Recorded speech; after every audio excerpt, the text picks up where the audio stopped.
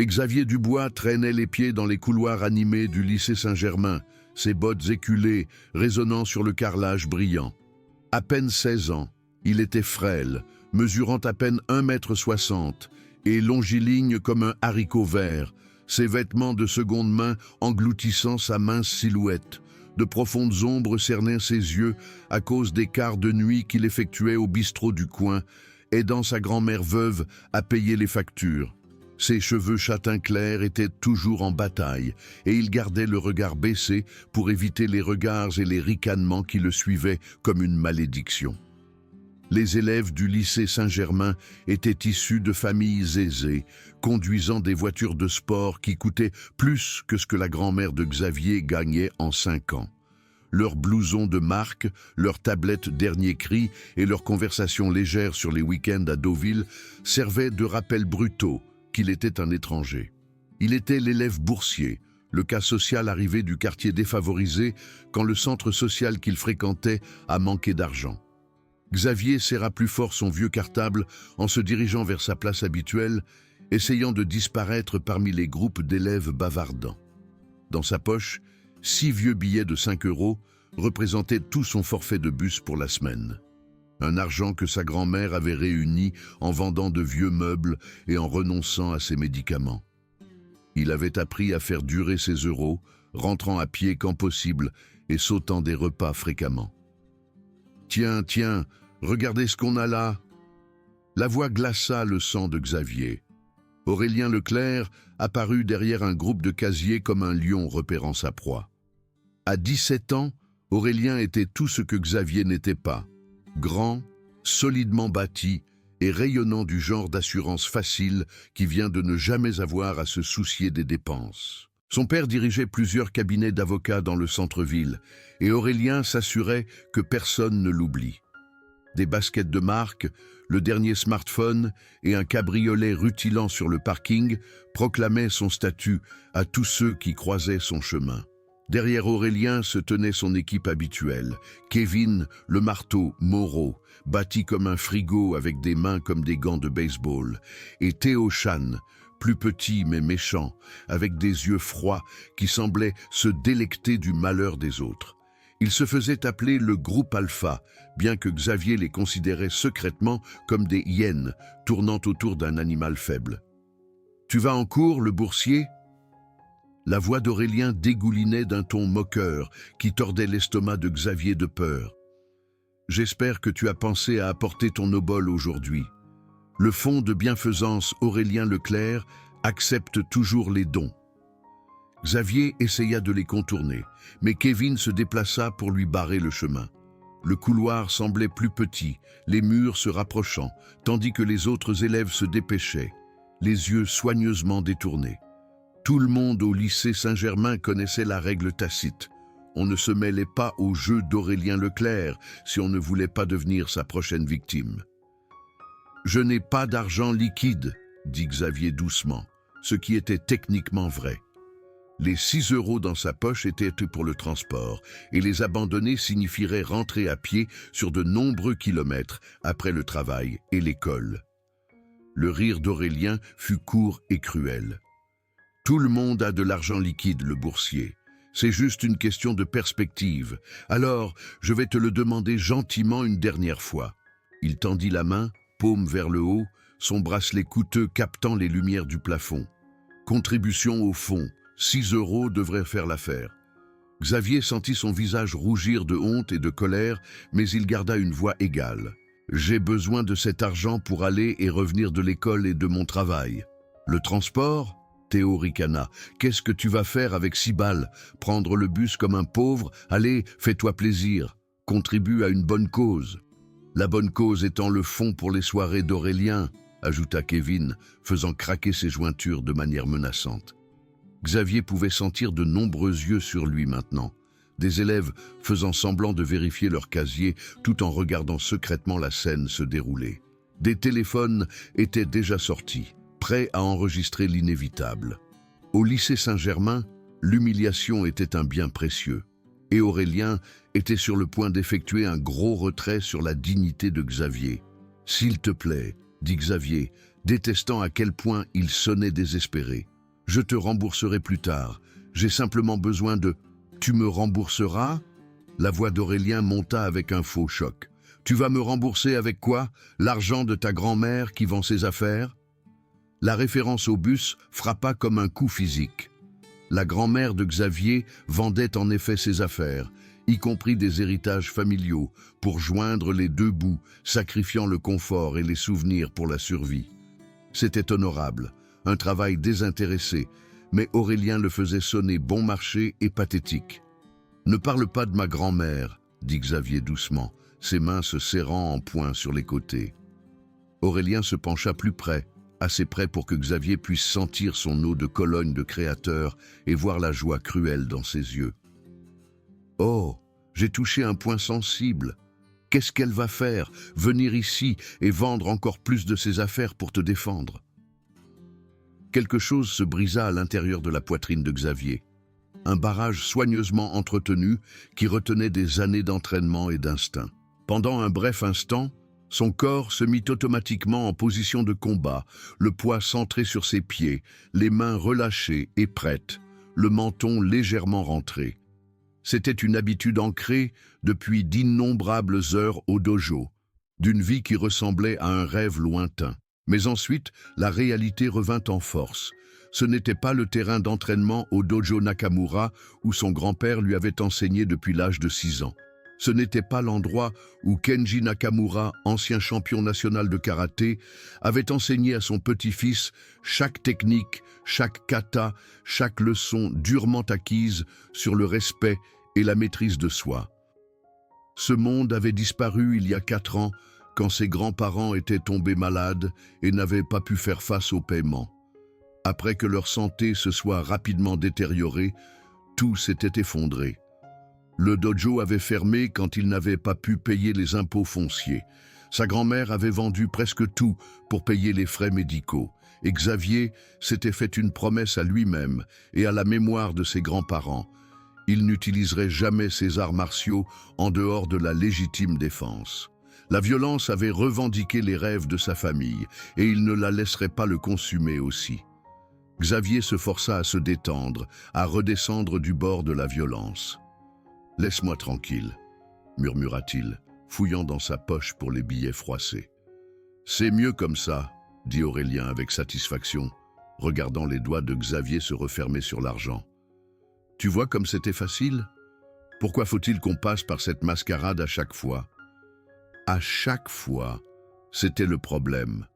Ce n'était pas la première fois qu'Aurélien exigeait son argent et ce ne serait pas la dernière.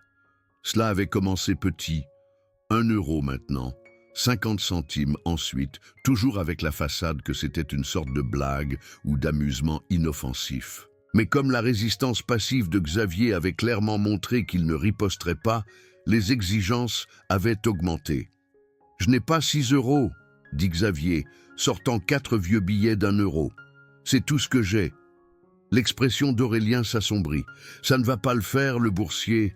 6 euros était le prix convenu. Si tu ne peux pas payer le montant total, peut-être qu'on doit discuter d'autres formes de compensation. » Xavier regarda les 4 euros dans sa main, sachant que cela représentait moins de la moitié de son budget de transport pour la semaine. Les abandonner signifiait marcher, mais refuser pourrait signifier quelque chose de bien pire. « 6 euros, répéta Aurélien, sa voix prenant un ton tranchant qui fit reculer les élèves proches. Ou peut-être qu'on doit avoir une conversation plus directe sur ta place dans ce lycée. La menace planait dans l'air comme un brouillard épais.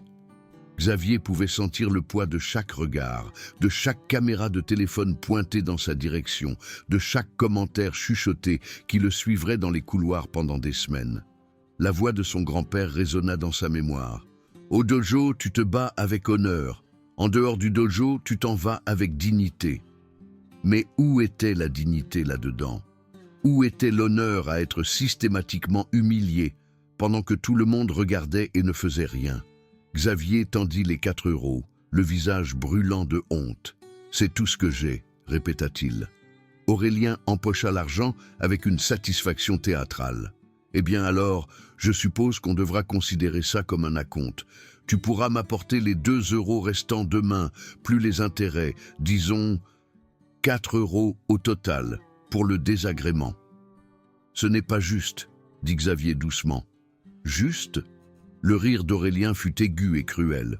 Tu veux parler de juste?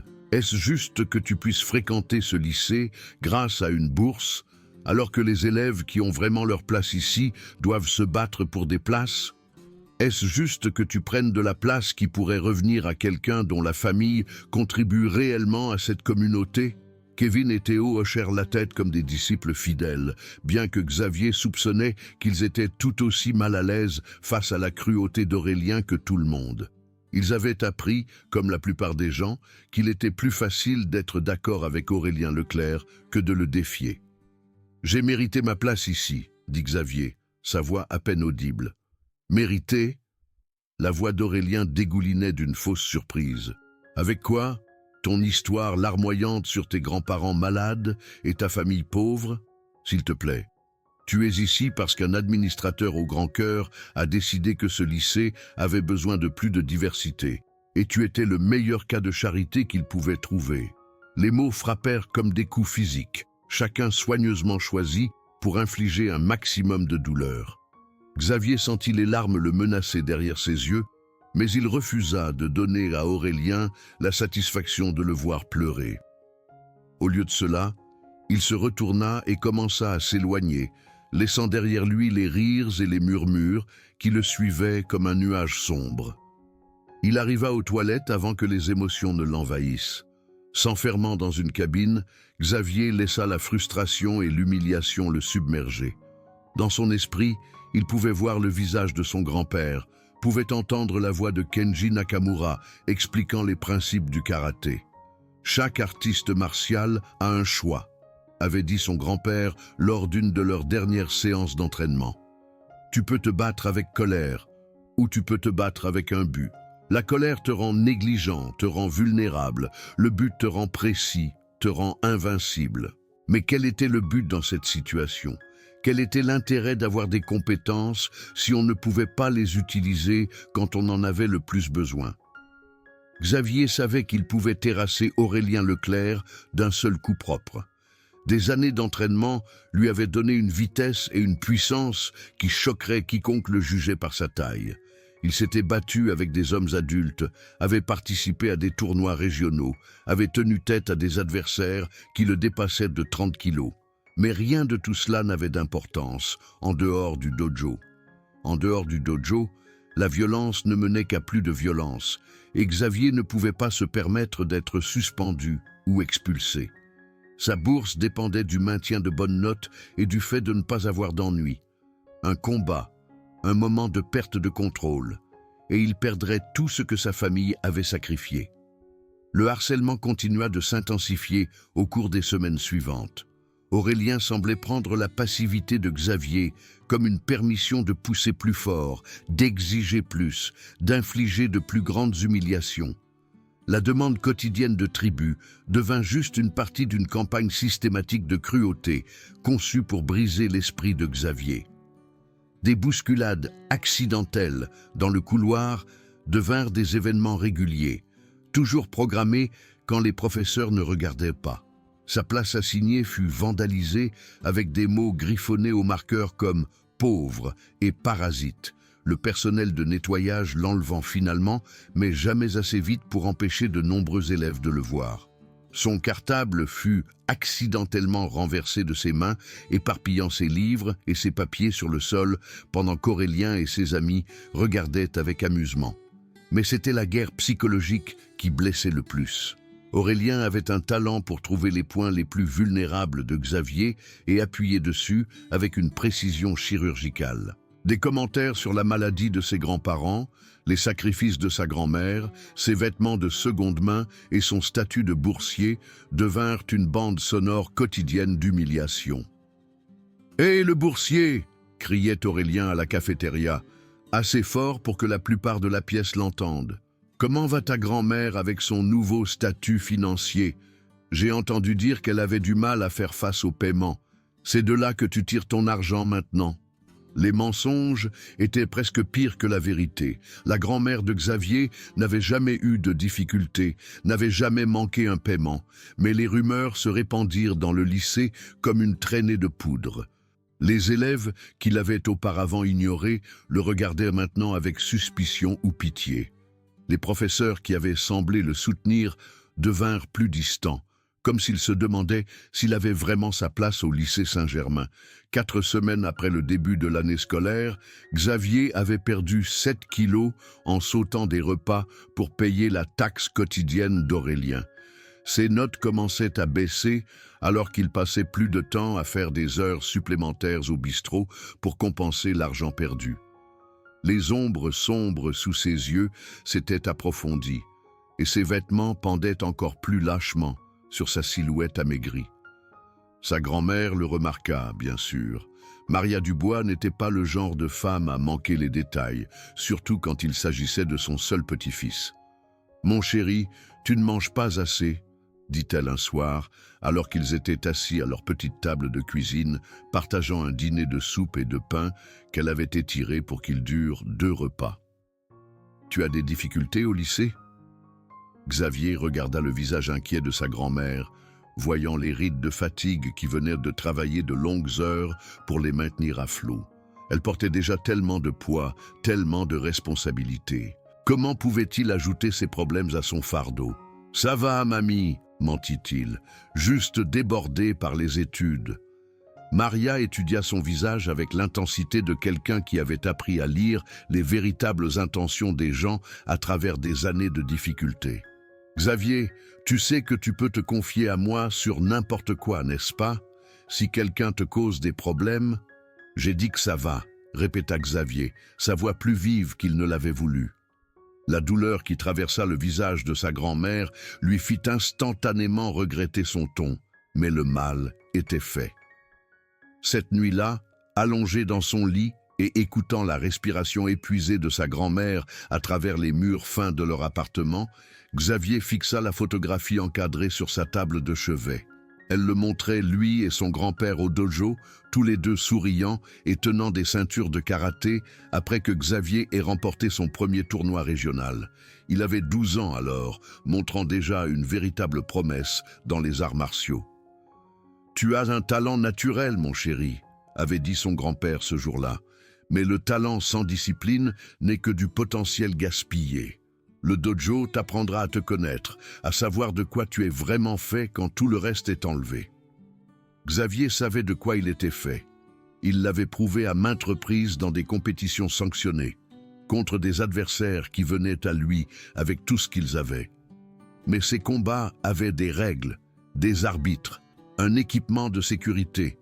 Ils avaient de l'honneur et du respect, même dans la défaite. Ce qu'Aurélien faisait n'était pas un combat, c'était une cruauté systématique, conçue pour le briser morceau par morceau jusqu'à ce qu'il ne reste plus que la soumission et la peur. Et le pire, c'est que le refus de Xavier de se défendre ne faisait qu'aggraver les choses. Le point de rupture survint un mercredi matin de novembre. Xavier arriva au lycée et trouva sa place assignée vandalisée à nouveau. Mais cette fois, les dégâts étaient pires. Quelqu'un avait cassé le cadenas et avait déversé le contenu sur tout le sol du couloir. Ses manuels scolaires étaient éparpillés et déchirés, ses cahiers trempés de ce qui sentait le soda et sa seule photo de ses grands-parents, celle qu'il gardait scotchée à l'intérieur de sa place assignée, était froissée et piétinée. Les élèves passèrent devant le désordre, certains riant, d'autres ayant l'air mal à l'aise mais ne voulant pas aider. Xavier s'agenouilla dans le couloir, essayant de sauver ce qu'il pouvait, ses mains tremblant alors qu'il lissait soigneusement la photographie endommagée. « Oups !» vint la voix d'Aurélien derrière lui. « On dirait que quelqu'un a eu un accident avec sa place. C'est malheureux. » Xavier ne se retourna pas. Il ne pouvait pas se faire confiance pour regarder le visage narquois d'Aurélien sans faire quelque chose qu'il regretterait. Au lieu de cela, il continua à rassembler ses affaires ruinées, sa mâchoire serrée si fort qu'elle lui faisait mal. « Tu sais, » continua Aurélien, sa voix prenant ce ton moqueur familier, « peut-être que ça n'arriverait pas si tu payais tes cotisations à temps. Le fonds de bienfaisance existe pour une raison. » Laisse-le tranquille. La voix vint de quelque part derrière Aurélien, douce mais claire. Xavier leva les yeux pour voir Léa Chan se tenir près de son casier avec une pile de dossiers dans ses bras. Elle était aussi l'une des élèves tranquilles, mais contrairement à Xavier, elle semblait se fondre dans le décor par choix plutôt que par circonstance. Elle était jolie d'une manière discrète, avec des cheveux noirs et des yeux intelligents qui restaient généralement concentrés sur ses études. L'attention d'Aurélien se tourna vers elle comme un prédateur sentant une nouvelle proie. Eh bien, on dirait que le boursier a une défenseur. C'est mignon. Les joues de Léa rougirent, mais elle ne recula pas. J'ai dit, laisse-le tranquille, il ne t'a rien fait. Rien fait ? La voix d'Aurélien monta avec une indignation théâtrale. Il occupe une place qui appartient à de vrais élèves. Il est ici grâce à la charité, volant des opportunités à des élèves qui les méritent vraiment. Kevin et Théo s'étaient déplacés pour flanquer Léa maintenant, formant leur triangle d'intimidation habituel.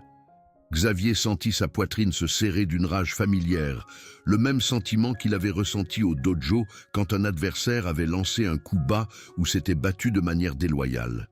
« Ignore-les », murmura Léa à Xavier. « Ils n'en valent pas la peine. » Mais ils en valaient la peine, pas à cause de ce qu'ils lui faisaient. Xavier avait appris à absorber ce genre de punition. Ils en valaient la peine parce que maintenant, ils menaçaient Léa, quelqu'un dont la seule offense était de lui avoir montré un moment de simple décence humaine. « Tu sais ce que je pense ?» dit Aurélien, sa voix portant ce tranchant qui signifiait que de vrais ennuis arrivaient. « Je pense que notre petit cas de charité ici nous cache des choses. Je pense qu'il a plus d'argent qu'il ne l'admet. » Il fit un geste vers Kevin, qui attrapa le cartable de Xavier et en déversa le contenu sur le sol. Le tablier de travail de Xavier tomba, avec ses manuels usés, un sandwich à moitié mangé qu'il avait gardé pour le déjeuner, et son portefeuille. Aurélien attrapa le portefeuille et l'ouvrit, trouvant le billet de 15 € que Xavier avait gardé pour les médicaments de sa grand-mère le mois prochain. « Eh bien, dit Aurélien avec une fausse surprise. « Qu'est-ce qu'on a là ?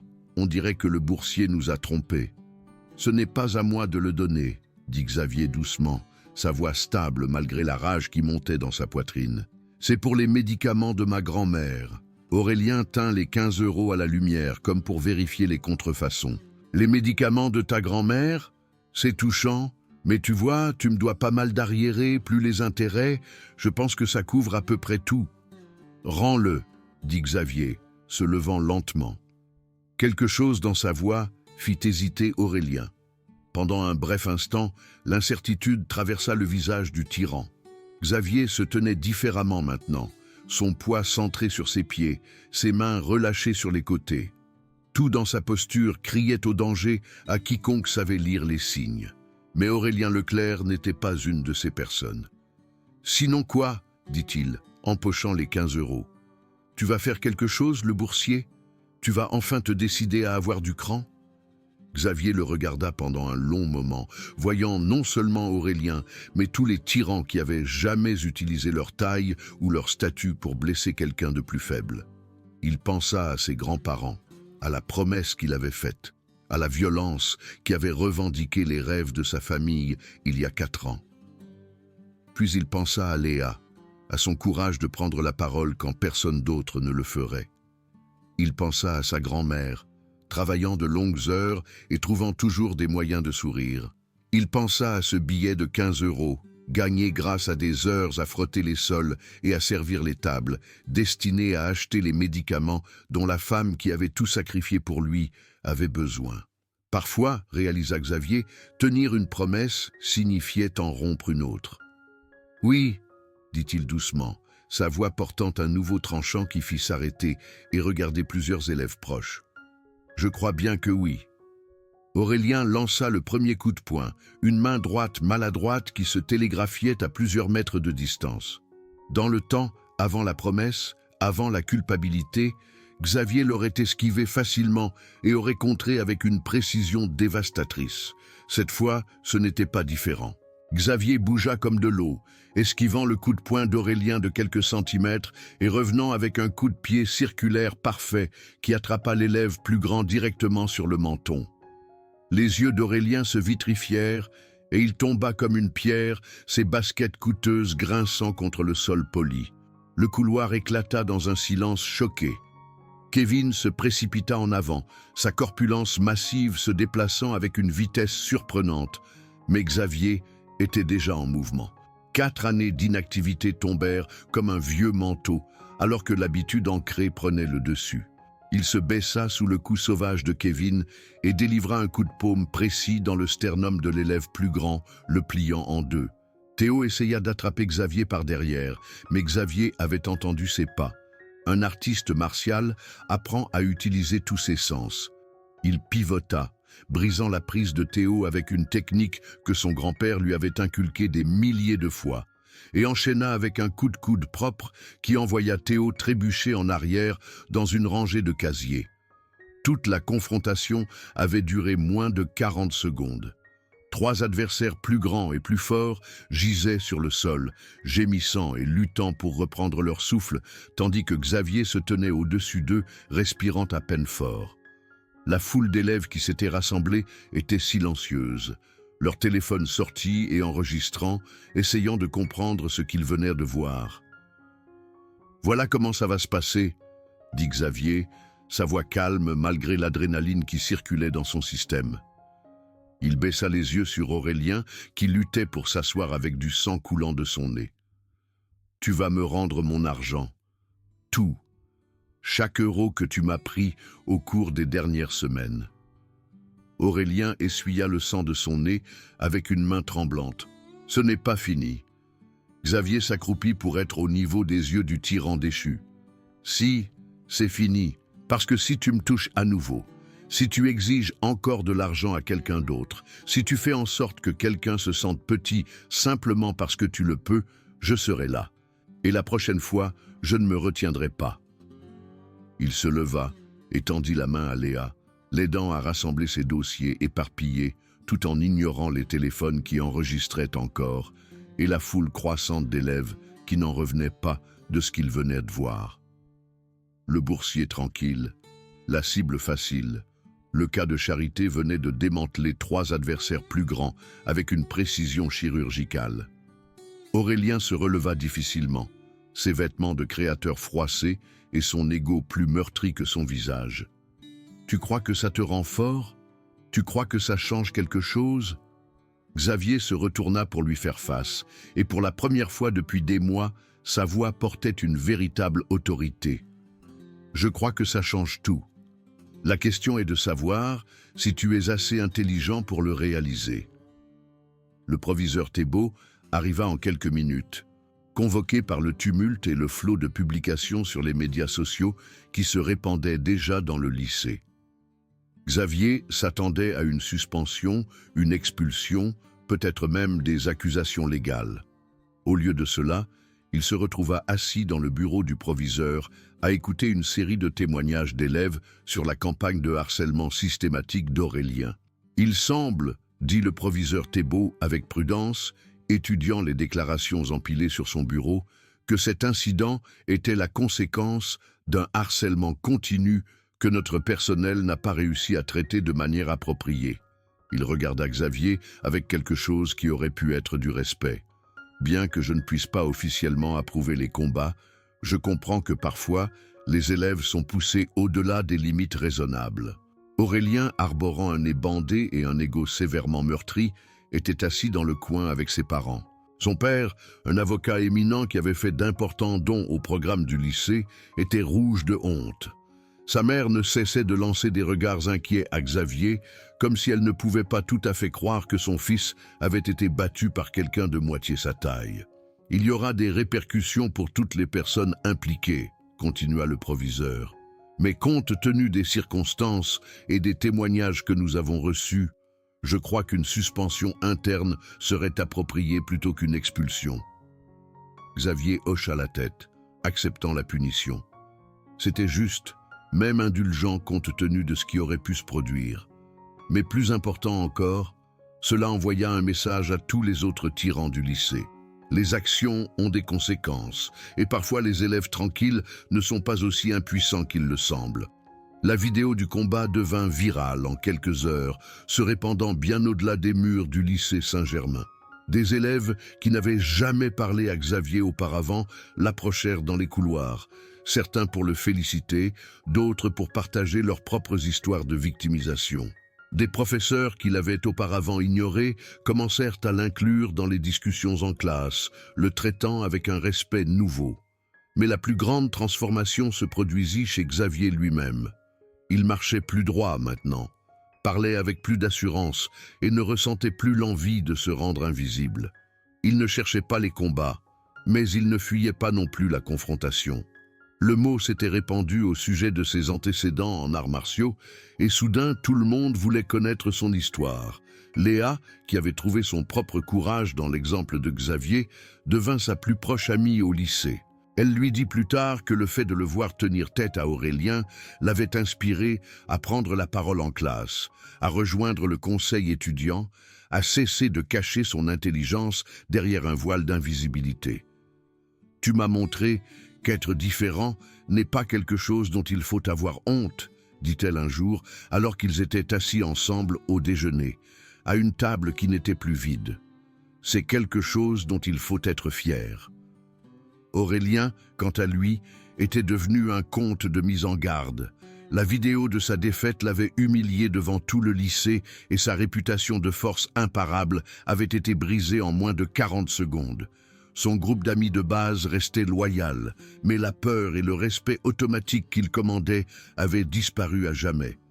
Xavier le voyait parfois dans les couloirs, marchant la tête baissée, ressentant probablement une petite partie de l'humiliation qu'il avait infligée aux autres. Une partie de Xavier ressentait de la sympathie pour lui, comprenant maintenant que les tyrans étaient souvent eux-mêmes des victimes, agissant leur propre douleur et leur propre insécurité sur des cibles plus faciles. Mais surtout, Xavier se sentait satisfait que la justice ait été rendue. Il avait tenu sa promesse à ses grands-parents dans l'esprit, sinon dans la lettre, utilisant la violence seulement en dernier recours et seulement pour se protéger lui-même et quelqu'un qui ne pouvait pas se protéger. Et il l'avait utilisée avec retenue et précision, ne franchissant jamais la ligne de la légitime défense à l'agression. L'incident avait changé plus que simplement la dynamique entre Xavier et Aurélien. Il avait envoyé des ondes de choc dans tout le lycée, donnant aux autres victimes le pouvoir de prendre la parole et faisant réfléchir à 2 fois les tyrans potentiels avant de cibler quelqu'un qui semblait vulnérable. Les professeurs prêtaient plus d'attention à la dynamique sociale dans leur classe. Les élèves étaient plus susceptibles d'intervenir lorsqu'ils voyaient du harcèlement se produire. Plus important encore, Xavier avait appris que la force n'était pas seulement la capacité de porter un coup ou d'en encaisser un. La vraie force était de défendre ce qui était juste, même quand c'était effrayant.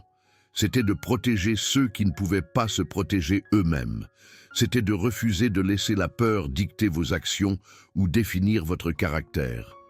Alors que Xavier marchait dans les couloirs du lycée Saint-Germain maintenant, il se tenait avec l'assurance tranquille de quelqu'un qui savait exactement qui il était et ce dont il était capable.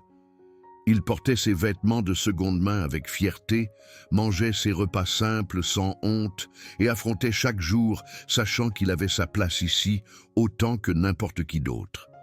L'élève boursier qui avait été autrefois considéré comme une cible facile était devenu quelque chose de bien plus précieux, un rappel que la force se présente sous de nombreuses formes, et parfois, les voix les plus silencieuses font les déclarations les plus fortes quand elles décident enfin de parler.